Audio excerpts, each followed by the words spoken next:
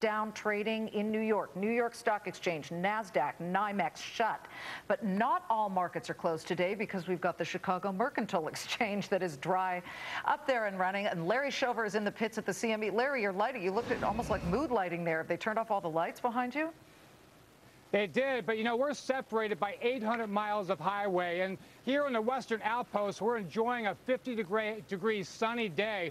But our thoughts and our prayers are going out for everybody on the East Coast. I mean, this is going to make Gloria look like a Sunday school picnic. Right now, behind me, obviously, nobody was trading today. Nobody really cares about trading right now. We're more worried about the storm surge in Atlantic City and my beloved South Jersey. So who really cares? I mean, the one thing I will say, though, is that Globex did open for a short time this morning, and the S&Ps were only down $4. So it tells me that the market is looking at a lot of issues right now, and not just a hurricane. But if this thing turns out to be a lot worse than we all expect, then just bar the door. We don't know what's going to happen. We'll find out very shortly. All right. Well, Larry, we were in the midst of a downturn in the market. We had a pullback last week, pretty significant, not a major pullback, but it was a definite trend.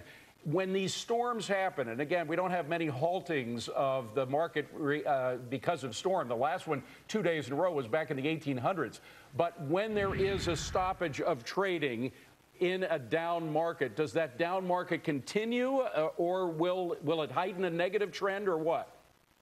Well, I think with the equities, it's going to only accentuate the trend that's in place. And to my point, I mean, the S&P 500 did hold 1,400 this morning. That's a very, very key level. So right now, we're starting to look in the rearview mirror at the Q3 earnings. I mean, most of the big earnings are behind us. We're starting to be more macro-focused. So it might be a temporary blip in the market, but it's going to accentuate the trend. Right now, I think the trend is positive. Well, here's what wasn't positive. A couple of things. Number one, European insurers. Now, our insurers were not trading today because, of course, the markets were shut down. But big names in European insurance were all down today, anywhere from 1% to 3%. So would you expect that those would be problem names when the markets do eventually recover? Yeah, absolutely. I think all the insurers will be down.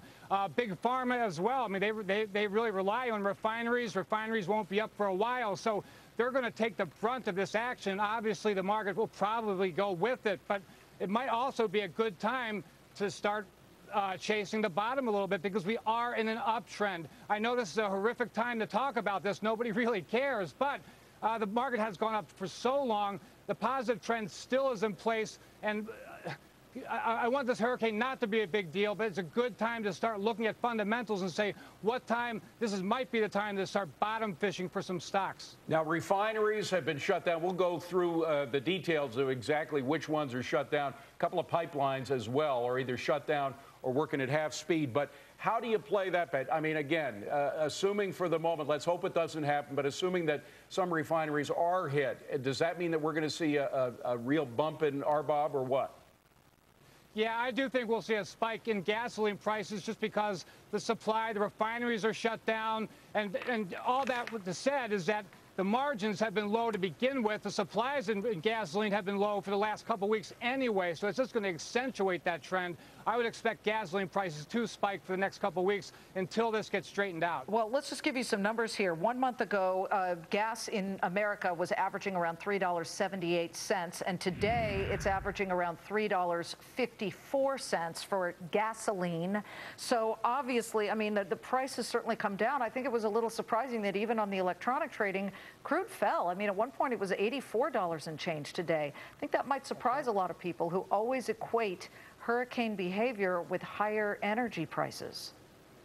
Yeah, especially with crude, as you said, a 3-month low at one point today. People expect this the opposite, but crude's not going to be something in demand right now because refineries are going to be shut down. So that's going to spike the gasoline price, but not necessarily the crude price, because it's all going to be waiting to be delivered, and they're going to have to probably wait a very long time. All right, let's be specific about one little county in New Jersey that could mean a lot to what happens to the price of oil and gasoline in this country. That's Linden, New Jersey. There are several refineries in Linden. One is run by Phillips 66, one is run by New Star, one is run by Hess.